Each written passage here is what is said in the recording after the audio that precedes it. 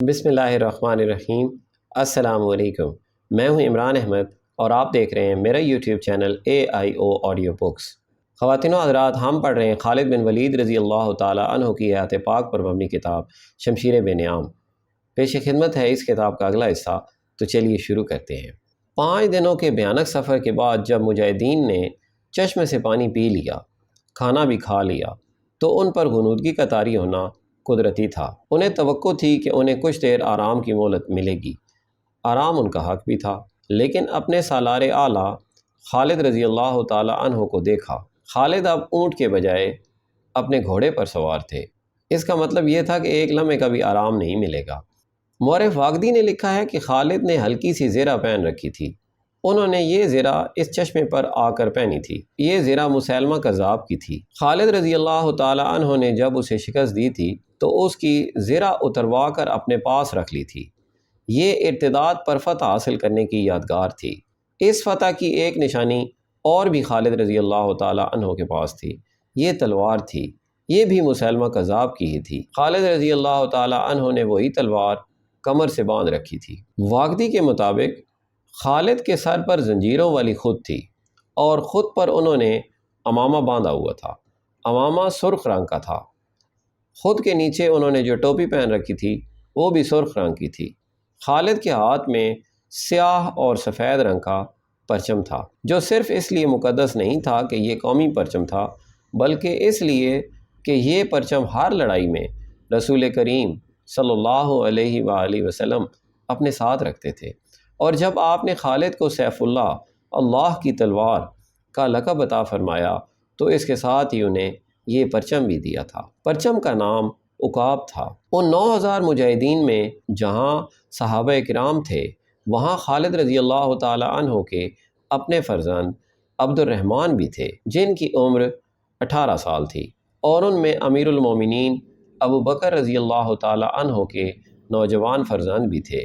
ان کا نام بھی عبد الرحمن ہی تھا۔ مجاہدین کھا پی کر ادھر ادھر بیٹھ گئے تھے۔ انہوں نے اپنے سالار اعلیٰ کو گھوڑے پر سوار اپنے درمیان گھومتے پھرتے دیکھا تو سب اٹھ کھڑے ہوئے۔ خالد رضی اللہ تعالی عنہ نے زبان سے کچھ نہ کہا۔ وہ ہر ایک کی طرف دیکھتے اور مسکراتے تھے۔ ان کی خود اور زرہ دیکھ کر اور ان کے ہاتھ میں رسول اللہ صلی اللہ علیہ وآلہ وسلم کا پرچم دیکھ کر مجاہدین سمجھ گئے کہ ان کے سالار اعلیٰ چلنے کو تیار ہیں۔ تمام مجاہدین کسی حکم کے بغیر اٹھ کھڑے ہوئے اور اب اونٹوں کے بجائے گھوڑوں پر سوار ہو گئے۔ وہ جان گئے تھے کہ اللہ کی شمشیر تھوڑی سی دیر کے لیے بھی نیام میں نہیں جائے گی۔ خالد رضی اللہ تعالی عنہ کی جاں فضا مسکراہٹ نے پورے لشکر کی تھکن دور کر دی۔ لشکر چلنے کے لیے تیار ہو گیا۔ ولید کے بیٹے، یہ دیکھ، ایک آدمی نے پرجوش لہجے میں کہا۔ وہ دوڑتا آ رہا تھا۔ یہ دیکھ ولید کے بیٹے، اللہ نے میری بینائی مجھے لوٹا دی ہے۔ میں دیکھ سکتا ہوں، میں تجھے دیکھ رہا ہوں۔ بے شک اللہ ایمان والوں پر کرم کرتا ہے۔ کسی نے بلند آواز سے کہا۔ اللہ رحیم و کریم ہے، کسی اور نے نعرہ لگایا۔ یہ تھا رافع بن عمیرہ، جس نے اس لشکر کی رہنمائی اس خطرناک صحرا میں کی تھی۔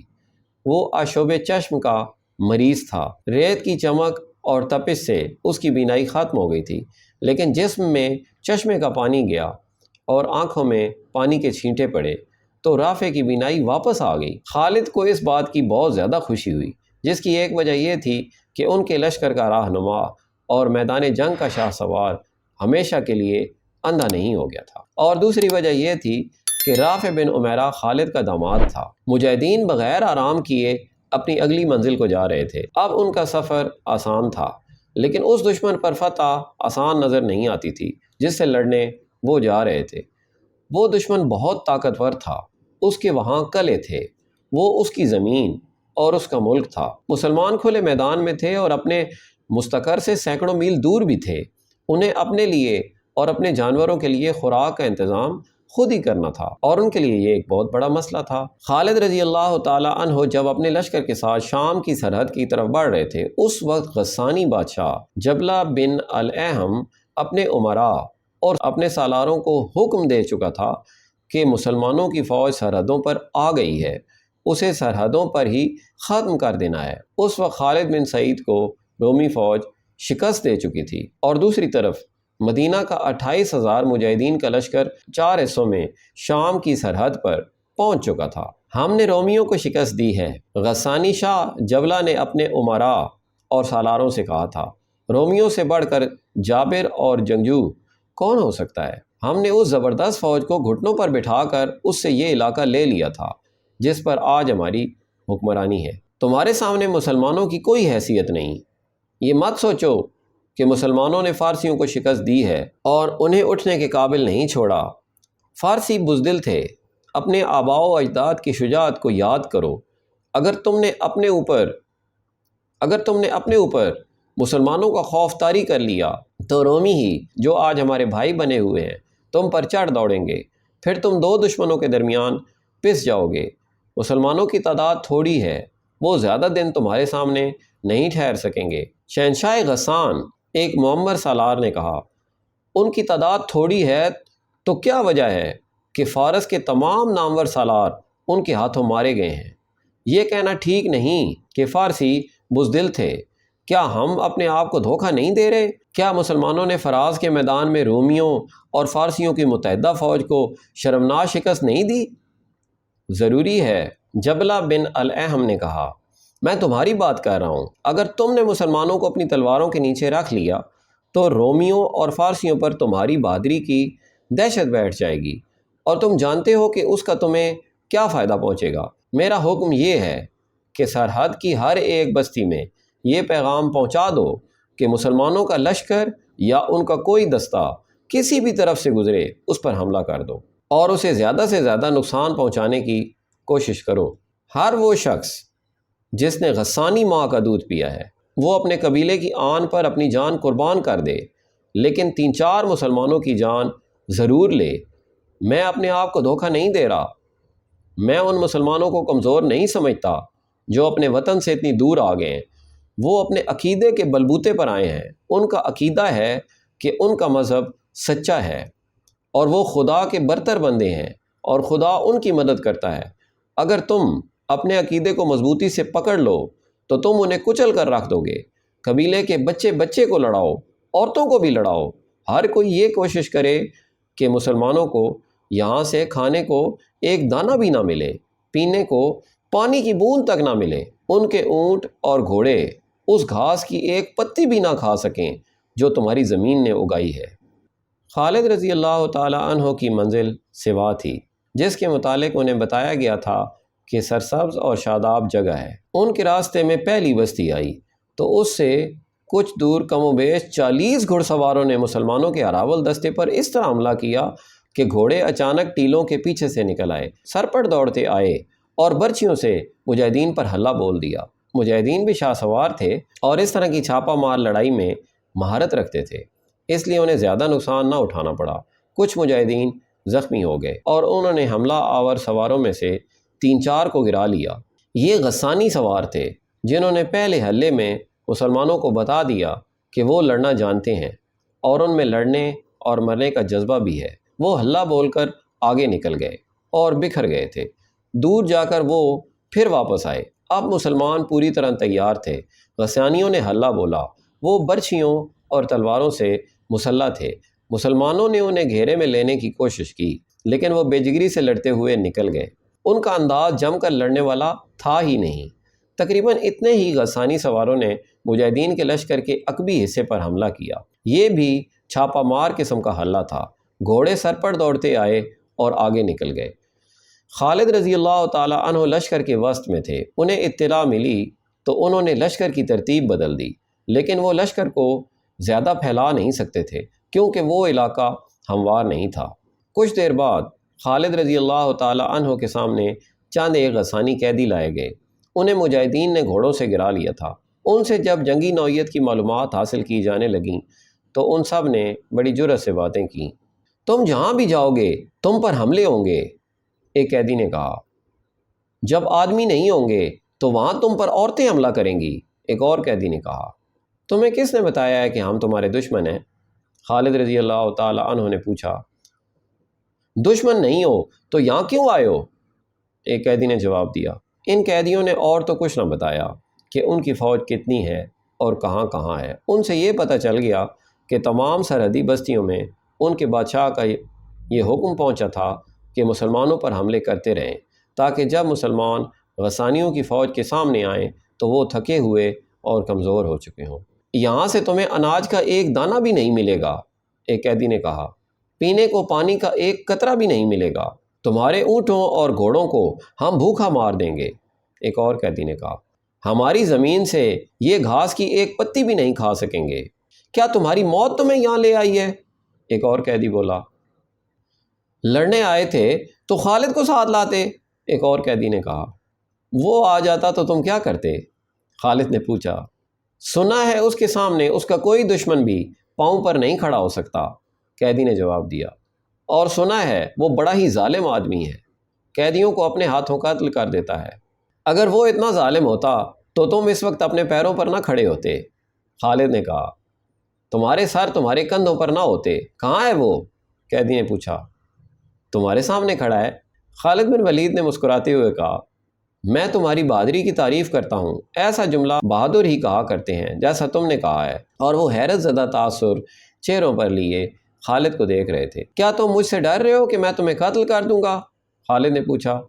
ان میں سے کوئی بھی نہ بولا۔ نہیں، خالد نے خود ہی اپنے سوال کا جواب دیا، تمہیں قتل نہیں کیا جائے گا، تمہارے ابھی بہت سے بھائی ہماری قید میں آئیں گے، کسی کو بھی قتل نہیں کیا جائے گا، قتل وہی ہوگا جو ہمارے مقابلے میں آئے گا۔ کیا تم غسان کے لشکر کے آدمی ہو؟ کیا تم غسان کے لشکر کے آدمی ہو؟ نہیں، ایک قیدی نے جواب دیا، ہم اس بستی کے رہنے والے ہیں۔ تم میرا نام کس طرح جانتے ہو؟ خالد نے پوچھا۔ ابن ولید، ایک ادھیڑ عمر قیدی نے جواب دیا، تیرا نام غسان کے بچے بچے نے سنا ہے، غسان کی فوج تیرے نام سے واقف ہے، فارس کی فوج کو شکست دینے والا سالار عام قسم کا انسان نہیں ہو سکتا، لیکن ابن ولید اب تیرا مقابلہ قبیلہ غسان سے ہے۔ خالد اس شخص کے ساتھ بحث نہیں کرنا چاہتے تھے۔ انہوں نے اس کے ساتھ اور دوسرے قیدیوں کے ساتھ دوستانہ انداز میں باتیں جاری رکھیں اور ان سے کچھ باتیں معلوم کر لیں۔ مورخ واقدی نے لکھا ہے کہ خالد کو اندازہ ہی نہیں تھا کہ غسانیوں اور رومیوں تک ان کا صرف نام ہی نہیں پہنچا تھا، بلکہ ان کے نام کے ساتھ کچھ روایتیں اور حکایتیں بھی پہنچی تھیں۔ بعض لوگ خالد رضی اللہ تعالیٰ عنہ کو مافوق الفطرت شخصیت سمجھنے لگے تھے۔ خالد آگے بڑھتے گئے۔ غسانیوں کے گروہوں نے 2 اور جگہوں پر مسلمانوں کے لشکر پر حملہ کیا۔ ایک حملہ جو چھاپہ مار قسم کا تھا خاصا سخت تھا۔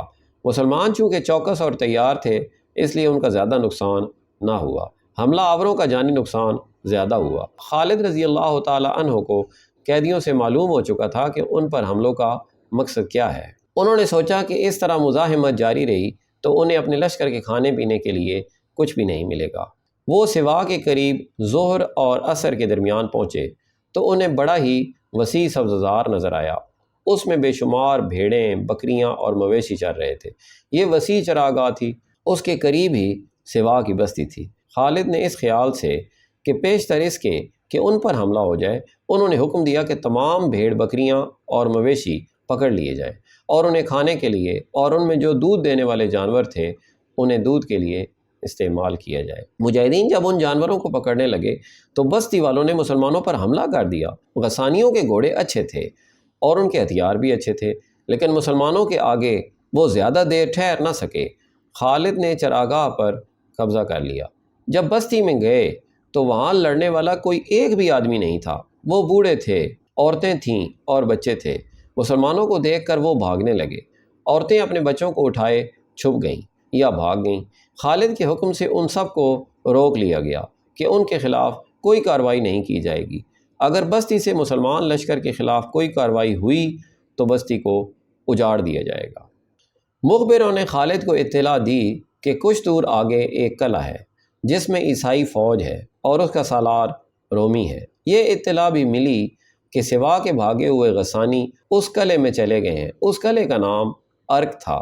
سورج غروب ہو چکا تھا، شام گہری ہو گئی۔ قلعے کے دروازے سورج غروب ہوتے ہی بند ہو گئے تھے۔ اس کے بعد قلعے کے سنتریوں کو جو دیوار پر ٹہل رہے تھے گھوڑوں کے ٹاپ سنائی دیے۔ سنتریوں نے خبردار، ہوشیار کی صدائیں لگائیں۔ کماندار دیوار پر گئے اور نیچے دیکھا بہت سے گھوڑے دوڑتے آ رہے تھے۔ وہ قلعے کے بڑے دروازے پر آ کر رک گئے۔ ابھی اور گھوڑے اور اونٹ آ رہے تھے۔ کون ہو تم لوگ؟ دروازے کے اوپر ایک برج سے ایک کماندار نے پوچھا۔ ہم غسانی ہیں، باہر سے ایک سوار نے جواب دیا۔ مسلمانوں کا لشکر آ رہا ہے۔ ہم نے سوا میں انہیں روکنے کی کوشش کی تھی، لیکن ہم ان کے مقابلے میں جم نہ سکے۔ ہم بستی میں جاتے تو مسلمان ہمیں زندہ نہ چھوڑتے۔ کیا تم پناہ لینے آئے ہو؟ پناہ بھی لیں گے، ایک غسانی سوار نے جواب دیا، اور مسلمانوں کے خلاف لڑیں گے بھی۔ تمہیں ہماری ضرورت ہوگی۔ رومی سالار کو بلایا گیا۔ اس نے ان لوگوں سے اپنی تسلی کے لیے کئی سوال کیے۔ انہوں نے رومی سالار کو تفصیل سے بتایا کہ مسلمانوں کی نفری کتنی ہے اور اب وہ کہاں ہیں۔ اگلی صبح طلوع ہوئی تو خالد کا لشکر قلعے تک پہنچ گیا تھا اور قلعے کو محاصرے میں لے رہا تھا۔ عیسائی فوج جو قلعے میں تھی قلعے کی دیواروں پر چلی گئی اور فوج کا ایک حصہ قلعے کے بڑے دروازے سے کچھ دور کھڑا ہو گیا۔ اس حصے کو ایسی صورتحال کے لیے تیار رکھا گیا تھا کہ دروازہ ٹوٹ جائے تو یہ دستہ حملہ آوروں کو اندر نہ آنے دے اور حکم ملنے پر باہر جا کر مسلمانوں پر حملہ کرے۔ قلعے کے باہر للکار اور نعرے گرج رہے تھے۔ قلعہ ہمارے حوالے کر دو، خالد کے حکم سے رافع بن عمیرہ نے بلند آواز سے کہا، ورنہ ہر غسانی قتل ہونے کے لیے تیار ہو جائے۔ ہتھیار ڈال دو اور کسی کو باہر بھیجو جو ہمارے ساتھ صلح کی شرطیں طے کر لے۔ اے مسلمانوں، اوپر سے ایک کماندار نے للکار کر کہا، یہ قلعہ تمہیں اتنی آسانی سے نہیں ملے گا۔ واقدی لکھتا ہے کہ قلعے میں ایک ضعیف العمر عالم تھا۔ اس نے رومی سالار کو بلایا۔ اس عالم کی قدر و منزلت تھی اور غسانی اس کا حکم مانتے تھے اور اس کی ہر بات کو برحق تسلیم کرتے تھے۔ کیا اس فوج کا پرچم کالے رنگ کا ہے؟ عالم نے پوچھا۔ ہاں مقدس باپ، رومی سالار نے جواب دیا۔ ان کا جھنڈا نظر آ رہا ہے جو سفید اور کالے رنگ کا ہے۔ کیا یہ فوج صحرا میں سے اس راستے سے گزر کر آئی ہے جس راستے سے کبھی کوئی نہیں گزرا؟ عالم نے پوچھا۔ مورخ واقدی، طبری اور ابن یوسف نے لکھا ہے کہ دو مخبروں نے اس عالم کو بتایا کہ مسلمانوں کی فوج صحرا کے اس حصے میں سے گزر کر آئی ہے جہاں اونٹ بھی نہیں جاتے اور جہاں سانپ بھی زندہ نہیں رہ سکتے۔ کیا اس فوج کے سالار کا قد اونچا ہے؟ معمر عالم نے پوچھا۔ کیا اس کا جسم گٹھا ہوا ہے اور اس کے کندھے چوڑے ہیں؟ مقدس باپ، کسی اور نے جواب دیا۔ قد تو ان سب کے اونچے اور جسم بھی سب کے گٹھے ہوئے ہیں، لیکن اس کے کندھے سب سے چوڑے ہیں۔ کیا اس کی داڑھی زیادہ گھنی ہے؟ عالم نے پوچھا۔ اور کیا اس کے چہرے پر کہیں کہیں چیچک کے گہرے داغ ہیں؟ ہاں مقدس درویش، کسی اور نے جواب دیا۔ اس کی داڑھی دوسروں سے زیادہ گھنی ہے اور یہ داڑھی اس کے چہرے پر بہت اچھی لگتی ہے اور اس کے چہرے پر چیچک کے کچھ داغ ہیں۔ اس عالم درویش نے رومی سالار اور عیسائی سرداروں کی طرف دیکھا اور کچھ دیر خاموش رہا۔ پھر اس نے اپنا سر دائیں اور بائیں 2 بار ہلایا۔ یہ وہی شخص ہے جس کا مقابلہ کرنے کی ہمت تم میں سے کسی میں بھی نہیں، اس نے کہا۔ اے کہ تو جس کا احترام ہم سب پر لازم ہے، کیا کہہ رہا ہے؟ رومی سالار نے کہا۔ وہ تو ہمارا قیدی ہوگا جس سے تو ہمیں ڈرا رہا ہے۔ کیا تو نے ان کا انجام نہیں دیکھا جنہوں نے اس کا مقابلہ کیا تھا؟ عالم نے کہا۔ کیا وہ آسمانوں کا کوئی دیوتا ہے جسے زمین کا کوئی انسان شکست نہیں دے سکتا؟ ایک عیسائی سردار نے پوچھا۔ اے عیسائی سردار، عالم نے کہا، وہ چوڑے کندھوں اور چیچک کے داغوں والا جو مدینہ سے آیا ہے، اس کے پاس علم ہے اور میرے پاس علم ہے۔ تیرے پاس علم ہے نہ علم۔ تو رومی نہیں، تو غسانی بھی نہیں، اور جو مجھے نظر آتا ہے وہ تو نہیں دیکھ سکتا، اور تو کہتا ہے کہ وہ آسمانوں کا دیوتا تو نہیں۔ سن رومی سالار، اور تو بھی سن عیسائی سردار، جو اس صحرا میں سے اپنے لشکر کو زندہ گزار لایا ہے جہاں کی ریت پہلے اندھا کرتی ہے، پھر جسم کو خشک لکڑی بنا دیتی ہے اور پھر جلا دیتی ہے، وہ انسان آسمانوں کے دیوتاؤں کو بھی شکست دے سکتا ہے۔ میں اور کچھ نہیں کہتا سوائے اس کے کہ قلعہ اس کے حوالے کر دو، اور اگر لڑنا چاہو تو عقل اور ہوش سے کام لینا، لیکن عقل تمہارا ساتھ نہیں دے گی۔ اس وقت جب یہ عالم اور درویش قلعہ دار اور عیسائی سرداروں کو بتا رہا تھا کہ وہ خالد کے مقابلے میں آئیں تو ذرا سوچ لیں۔ اس وقت قلعے کے اندر مسلمانوں کی للکار سنائی دے رہی تھی، دروازے کھول دو، ہتھیار ڈال دو ہم قلعہ لینے آئے ہیں، اپنے لشکر کو، اپنی عورتوں اور بچوں کو بچاؤ۔ رومی سالار عیسائی سرداروں کے ساتھ قلعے کی دیوار پر آیا اور ہر طرف جا کر دیکھا۔ اسے مسلمانوں کی تعداد اتنی زیادہ نظر نہیں آ رہی تھی کہ وہ قلعہ سر کر لیتی، لیکن وہ مسلمانوں کا پرچم عقاب دیکھتا تھا تو وہ اپنے آپ میں دھچکا سا محسوس کرتا تھا۔ کیا یہی ہے سارا لشکر؟ رومی سالار نے کسی سے پوچھا۔ یہی نہیں ہو سکتا، یہ لشکر اتنا ہی ہے، اسے جواب ملا۔ تیروں کا مینہ برسا دو ان پر، اس نے حکم دیا۔ قریب آئیں تو برچیاں پھینکو۔ دیوار سے تیروں کی بوچھاڑیں آنے لگیں۔ خدا کی قسم، یہ تیر ہمیں روک نہیں سکتے، خالد نے گلا پھاڑ کر کہا۔ ایسے تیر ہم پر بہت برسے ہیں، تیر اندازوں کو آگے کرو، دروازوں پر ہلہ بول دو اور سب سے کہہ دو کہ یہ شام کا پہلا قلعہ ہے، اگر ہم پہلے قلعے پر ہار گئے تو شکست ہمارا مقدر بن جائے گی۔ خالد کے قاصدوں نے جب قلعے کے چاروں طرف یہ پیغام پہنچا دیا تو تیر انداز تیروں کی بوچھاڑوں میں آگے بڑھے اور اندھا دھند نہیں بلکہ ایک ایک آدمی کا نشانہ لے کر تیر چلانے لگے۔ سب سے زیادہ تیر انداز قلعے کے بڑے دروازے کے سامنے جمع ہو گئے تھے اور دروازے کے اوپر اور برجوں میں تیر پھینک رہے تھے۔ مجاہدین کی بے خوفی اور شجاعت کا یہ عالم تھا کہ کئی مجاہدین دروازے تک پہنچ گئے اور کلاڑیوں سے دروازہ توڑنے لگے۔ دروازہ مضبوط تھا، جیسے اس حالت میں توڑنا آسان نہیں تھا کہ اوپر سے تیر آ رہے تھے، لیکن مجاہدین کی جرأت نے اور اس حوصلے نے اور لشکر کے نعروں نے قلعے والوں کا حوصلہ توڑ دیا۔ ان پر اپنے عالم اور درویش کی باتوں کا اثر بھی تھا۔ اب بھی وقت ہے، خالد کے حکم سے ایک بلند آواز مجاہد نے کہا۔ قلعہ دے دو گے تو فائدے میں رہو گے، قلعہ ہم نے لے لیا تو ہم سے رحم کی امید نہ رکھنا۔ تھوڑی ہی دیر بعد قلعے پر سفید جھنڈا لہرانے لگا۔ خالد نے اپنے سالاروں کی طرف قاصد دوڑا دیے کہ رک جاؤ، باہر آ کر بات کرو۔ مسلمانوں کی طرف سے اعلان ہوا۔ قلعے کا دروازہ کھلا، رومی سالار 2-3 عیسائی سرداروں کے ساتھ باہر آیا اور مدینہ کے اس سالار کے سامنے آن کھڑا ہوا جس کے کندھے چوڑے، داڑھی گھنی اور جس کے چہرے پر چیچک کے چند داغ تھے۔ خدا کی قسم، تو عقل والا ہے، خالد نے رومی سالار سے کہا۔ تو نے اپنی آبادی کو اور اپنے لشکر کو قتل عام سے بچا لیا ہے، اب تو مجھ سے وہ توقع رکھ سکتا ہے جو دوستوں سے رکھا کرتے ہیں۔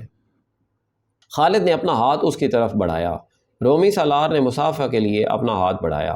ہاتھ نہیں، خالد نے کہا، پہلے تلوار۔ رومی سالار نے اپنے کمر بند سے تلوار ما نیام کھول کر خالد کے حوالے کر دی۔ پھر عیسائی سرداروں نے بھی اپنی اپنی تلواریں اتار کر خالد کے آگے پھینک دیں۔ اب بتا اے سالار مدینہ، رومی سالار نے پوچھا، تیری اور شرط کیا ہے؟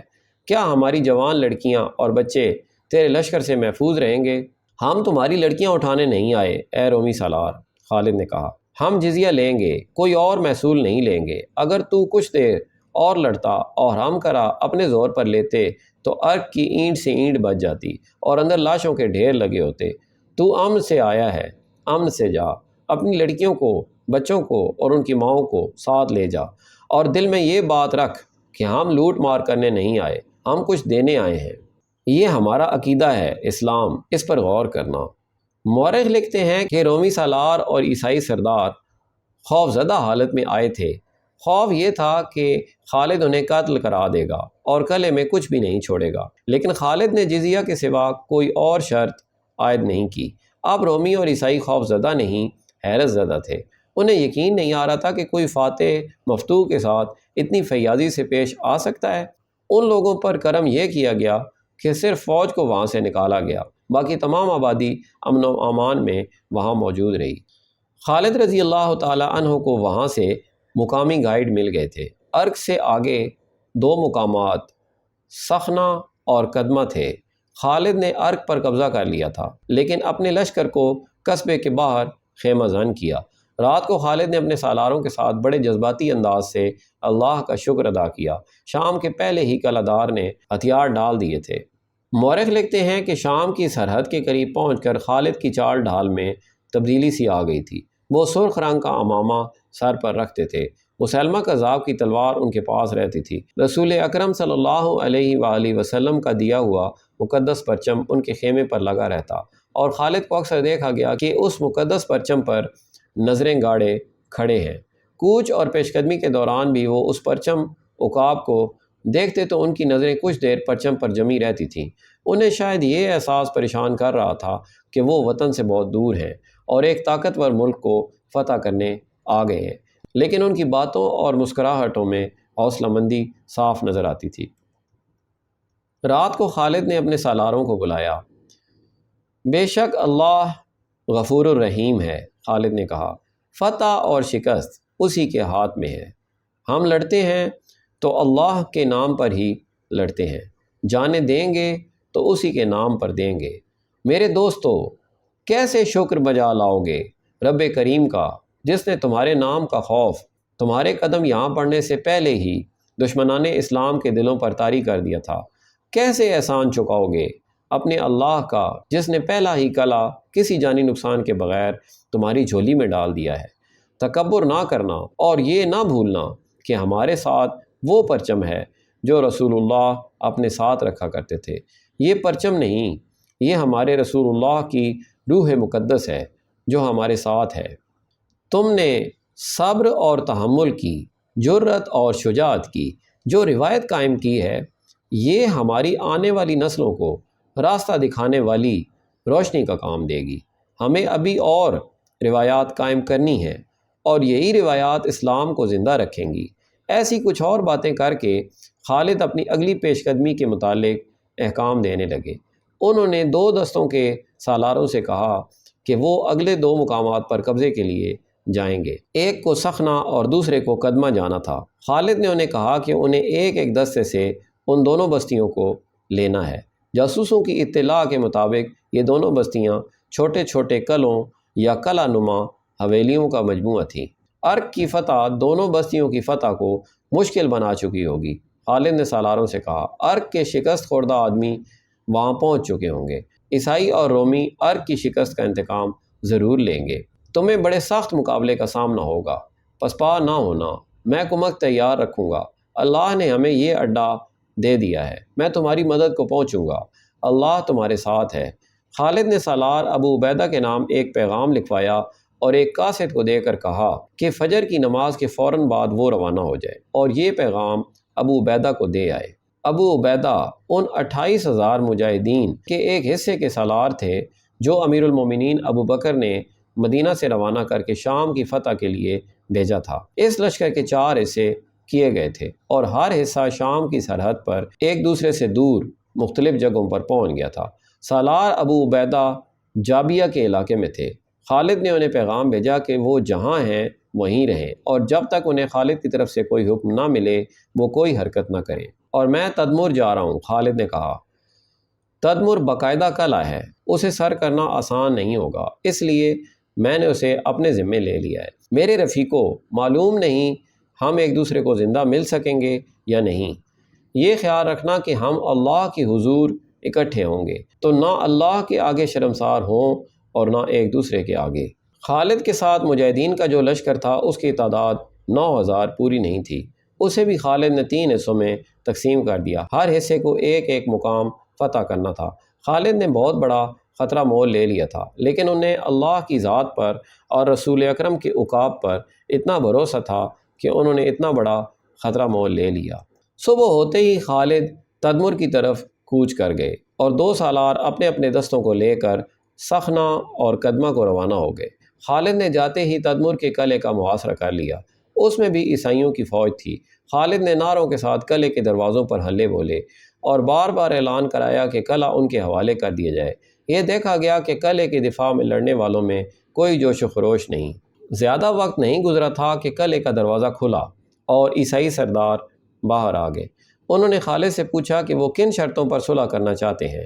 جزیہ ادا کرو، خالد نے کہا، اور یہ معاہدہ کہ یہاں سے مسلمانوں کا جو بھی لشکر یا دستہ گزرے گا اسے کھانے پینے کا سامان تم مہیا کرو گے اور قلعے میں رکنا ہوا تو تم اسے جگہ دو گے۔ تمہاری فوج لوٹ مار تو نہیں کرے گی؟ ایک عیسائی سردار نے پوچھا۔ جزیے کے عوض تمہاری عزت اور تمہاری جانوں اور تمہارے اموال کی حفاظت ہماری ذمہ داری ہوگی، خالد نے کہا۔ کسی اور نے تم پر حملہ کیا تو مسلمان تمہاری مدد کو پہنچیں گے اور تم رومی اور غسانیوں کا ساتھ نہیں دو گے۔ ابن ولید ایک سردار نے کہا، ہم نے جیسا سنا تھا تجھے ویسا ہی پایا، اب تو ہمیں اپنا دوست پائے گا۔ عیسائیوں کے سب سے بڑے سردار نے اعلیٰ نسل کا ایک گھوڑا خالد کو تحفہ دیا۔ یہ بڑا قیمتی گھوڑا تھا۔ یہ دوسرا کلہ تھا جو خالد کے قدموں میں آن پڑا اور خالد اللہ کے حضور سجدے میں گر پڑے۔ ادھر سخنہ اور قدمہ میں ایک جیسا ہی معجزہ ہوا۔ دونوں دستوں کے سالاروں پر ہیجانی کیفیت طاری تھی۔ ایک خطرہ یہ تھا کہ وہ دشمن ملک کے زیادہ اندر یعنی گہرائی میں جا رہے تھے۔ دوسرا خطرہ یہ تھا کہ عرق سے فوجی چلے گئے تھے۔ ان کا ان قصبوں میں ہونا اور وہاں کے لوگوں کو ساتھ ملا کر مقابلے میں آنا لازمی تھا۔ سب سے بڑا خطرہ تو یہ تھا کہ دونوں سالاروں کے پاس صرف ایک ایک دستہ تھا۔ دونوں دستے تقریباً ایک ہی وقت اپنے اپنے ہدف پر پہنچے۔ دونوں سالاروں نے اپنے اپنے طور پر طے کر لیا تھا کہ ان کا مقابلہ اگر زیادہ تعداد سے ہو گیا تو وہ جم کر نہیں لڑیں گے بلکہ گھوم پھر کر اور دشمن کو بکھیر کر لڑیں گے۔ انہوں نے یہ بھی سوچ لیا تھا کہ خالد سے مدد نہیں مانگیں گے کیونکہ خالد ایک قلعے پر حملہ کرنے گئے تھے۔ ایمان کے جذبے کی یہ انتہا تھی کہ اتنی قلیل تعداد میں وہ کہاں جا پہنچے تھے۔ انہوں نے اپنی جانیں اور اپنے اموال اللہ کے سپرد کر دیے تھے۔ وہ اپنی بیویوں اور اپنے ماں باپ اور اپنے بہن بھائیوں کو فراموش کیے ہوئے تھے۔ ان پر یہ نشہ طاری تھا کہ کفر کے فتنے کو ختم کر کے اللہ کے پیغام کو زمین کے دوسرے سرے تک پہنچانا ہے۔ ان کے دلوں میں اللہ کا نام اور رسول صلی اللہ علیہ وآلہ وسلم کا عشق تھا اور ان کے ذہنوں میں کوئی وہم اور کوئی شک تک نہ تھا۔ جہاد ان کی عبادت تھی اور وہ اللہ ہی سے مدد مانگتے تھے۔ اور اب وہ اس مقام پر اور ایسے حالات میں جا پہنچے تھے کہ اللہ ہی ان کا حافظ تھا۔ ایک سالار سخنہ اور دوسرا قدمہ کے قریب پہنچا تو دونوں جگہوں پر ایک ہی جیسا منظر دیکھنے کو ملا۔ وہاں کے لوگ باہر نکل آئے، ان کی تعداد بڑھتی گئی۔ سالاروں نے اپنے اپنے دستوں کو پھیلا دیا۔ یہاں کوئی دھوکہ دے رہا تھا۔ وہ لوگ مسلح نہیں تھے۔ ان کی عورتیں اور بچے بھی باہر آ گئے اور سب ہاتھ اوپر کر کے ہلا رہے تھے۔ سالاروں نے اپنے اپنے دستے کو محاصرے کی ترتیب میں کر دیا۔ ان کی نظریں ان مکانوں پر لگی ہوئی تھیں جو چھوٹے چھوٹے کلوں کی مانند تھے۔ سالاروں کو خطرہ یہ نظر آ رہا تھا کہ وہ آگے بڑھیں گے تو ان مکانوں سے ان پر تیر برسنے لگیں گے۔ وہ رک رک کر آگے بڑھنے لگے۔ دونوں بستیوں کی آبادی عربی عیسائیوں کی تھی۔ ان میں سے 4-5 معمر سفید ریش آگے بڑھے۔ قریب آ کر انہوں نے استقبال کے انداز میں بازو پھیلا دیے۔ ہم تمہارا استقبال کرتے ہیں، ایک سفید ریش عیسائی نے کہا۔ آؤ دوستوں کی طرح آؤ، ہم امن کے بندے ہیں اور اگر ہم پر ایک بھی تیر آیا تو اس بستی کی تباہی دیکھ کر بھی یقین نہیں کرو گے، سالار نے کہا۔ مکانوں کے دروازے کھلے ہیں، عیسائی بزرگ نے کہا۔ آبادی کا ایک بچہ بھی اندر نہیں۔ دیکھ لو، کسی کے ہاتھ میں کمان نہیں، برچی نہیں، تلوار بھی نہیں۔ کہاں ہیں وہ جو عرق سے یہاں آئے تھے؟ سالار نے پوچھا۔ کچھ ہیں، کچھ چلے گئے ہیں، ایک معمر عیسائی نے کہا۔ انہوں نے ہی ہمیں بتایا ہے کہ تمہاری فوج لوٹ مار نہیں کرتی، نہتوں اور بےکسوں پر ہاتھ نہیں اٹھاتی، اور تم ایسی شرطوں پر دوستی قبول کر لیتے ہو جو کسی پر بار نہیں ہوتی، اور جو ہماری شرطیں قبول نہ کرے اس کا انجام کچھ اور ہوتا ہے، سالار نے کہا۔ اے مدینہ کے سالار، عیسائی سردار نے کہا، بتا تیری شرطیں کیا ہیں؟ وہی جو تمہاری پیٹھ اٹھا سکے گی اور کمر کو توڑے گی نہیں، سالار نے کہا۔ جزیہ، ہم خود دیکھیں گے کہ جو جزیہ ادا کرنے کے قابل نہیں اس سے ہم کچھ بھی نہیں لیں گے۔ کچھ اور، مسلمانوں کا لشکر یا کوئی دستہ یا کوئی قاصد یہاں سے گزرے گا تو یہ اس بستی کی ذمہ داری ہوگی کہ اس پر حملہ نہ ہوگا، سالار نے کہا۔ اگر وہ یہاں رکنا چاہیں گے تو ان کے جانوروں کا چارہ بستی کے ذمہ ہوگا۔ ان کی کوئی اور ضرورت جو تم پر بار نہیں ہوگی وہ تم پوری کرو گے۔ ہمارے لشکر کا کوئی فرد بستی کے کسی گھر میں داخل نہیں ہوگا۔ تمہاری عزتوں کی اور تمہارے جان و مال کی حفاظت کے ذمہ دار ہم ہوں گے۔ رومیوں کی طرف سے غسانیوں اور فارسیوں کی طرف سے تمہیں کوئی دھمکی ملے گی یا تم پر کوئی حملہ کرے گا تو اس کا جواب ہم دیں گے۔ دونوں بستیوں میں ایسے ہی ہوا۔ اس دور میں فوجوں کا یہ رواج تھا کہ بستیوں کو لوٹتی اور اجارتی چلی جاتی تھیں۔ کوئی عورت ان سے محفوظ نہیں رہتی تھی۔ جو آبادیاں ان کے آگے جھک جاتی تھیں ان کے ساتھ تو فاتح فوجیں اور زیادہ برا سلوک کرتی تھیں۔ لیکن یہ روایت مسلمانوں نے قائم کی کہ جس نے دوستی کا ہاتھ بڑھایا اسے اپنی پناہ میں لے لیا اور اس کی عزت کی اور اس کی حفاظت کو اپنی ذمہ داری سمجھا۔ اسی کا اثر تھا کہ کفار کی بستیاں ان کے ساتھ دوستی کے معاہدے کرتی جا رہی تھیں۔ خالد رضی اللہ تعالی عنہ کو اطلاع ملی کہ سخنہ اور قدمہ کی آبادی نے اطاعت قبول کر لی ہے تو انہوں نے وہاں کے لیے عمال مقرر کر کے دونوں دستوں کو اپنے پاس بلا لیا۔ خالد نے آگے بڑھنے کا حکم دیا۔ آگے قریتین کا قصبہ تھا جس کی آبادی دوسری بستیوں کی نسبت زیادہ تھی۔ خالد نے اس کے قریب پہنچ کر لشکر کو روک لیا اور اپنے 2 نائبین سے کہا کہ وہ بستی میں جا کر صلح اور معاہدے کی بات کریں۔ یہ دونوں ابھی چلے ہی نہیں تھے کہ وہاں کی آبادی نے دائیں اور بائیں سے مسلمانوں کے لشکر پر حملہ کر دیا۔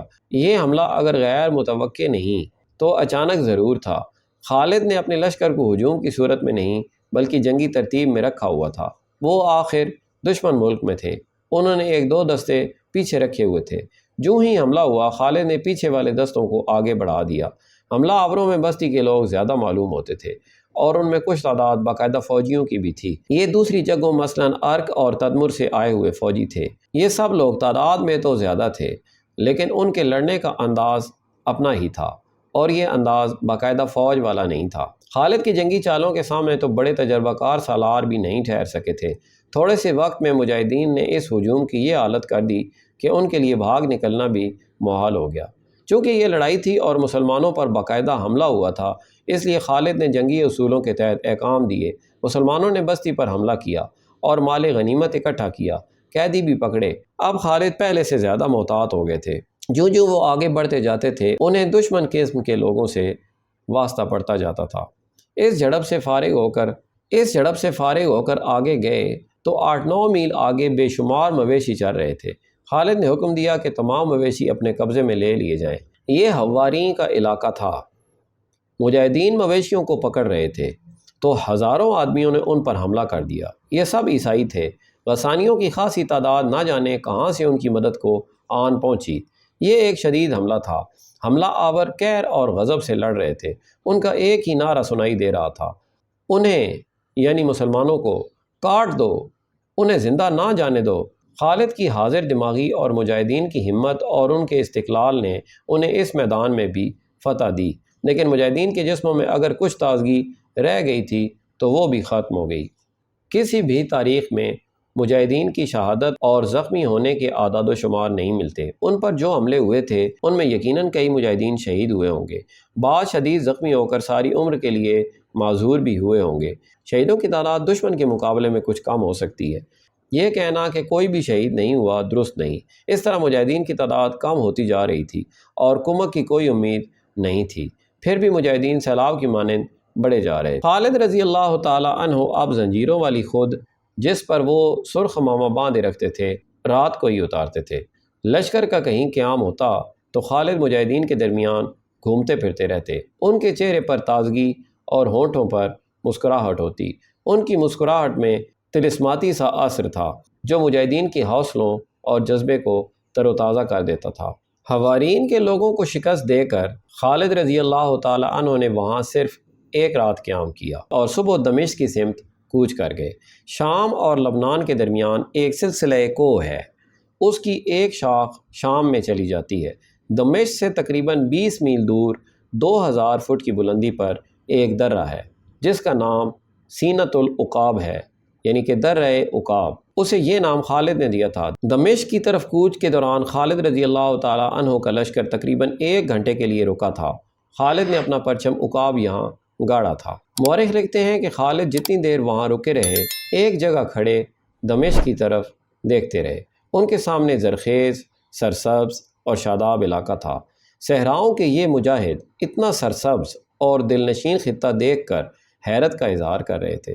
دمشق سے 11-12 میل دور مرج راحت نام کا ایک شہر تھا۔ اس کی تمام تر آبادی غسانیوں کی تھی۔ غسانیوں کی بادشاہی میں ہلچل بپا تھی۔ ان کے پائے تخت بصرہ میں اطلاع پہنچ چکی تھی کہ مسلمان بڑی تیزی سے بڑھے آ رہے ہیں اور عیسائی ان کے آگے ہتھیار ڈالتے چلے جا رہے ہیں۔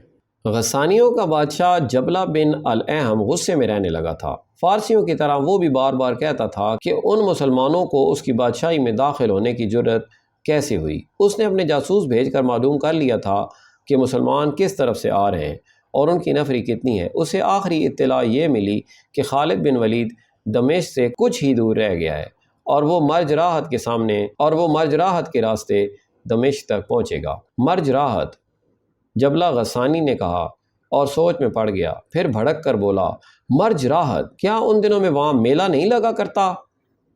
میلہ شروع ہے، اسے جواب ملا۔ جبلہ نے اسی وقت اپنے سالاروں کو بلایا اور انہیں کچھ احکام دیے اور کہا کہ ان احکام پر فوراً عمل درآمد شروع ہو جائے۔ یہ ایک جال تھا جو اس نے خالد کے لشکر کے لیے مرج راحت کے میلے میں بچھا دیا تھا۔ وہ عیسائی تھے جنہوں نے مسلمانوں کے آگے گھٹنے ٹیک دیے۔ اس نے کہا، مسلمان اس خوشی کے ساتھ بڑھتے آ رہے ہیں کہ ان کے راستے میں جو بھی آئے گا ان کی اطاعت قبول کر لے گا۔ رومیوں کو نیچا دکھانے والے غسانی عرب کے بدوؤں کی اطاعت قبول نہیں کریں گے۔ ہم مرج راحت میں ہی ان کا خاتمہ کر دیں گے۔ ناظرین و سامعین، امید ہے آپ کو یہ تاریخی اردو ناول بہت پسند آ رہا ہوگا۔ آپ سے گزارش ہے کہ اس ویڈیو کو لائک کریں، چینل کو سبسکرائب کریں اور بیل آئیکن کو دبا دیں تاکہ فیوچر میں آنے والی تمام ویڈیوز آپ کو آسانی سے ملتی رہیں۔ آپ سب کا بہت بہت شکریہ۔ اللہ حافظ۔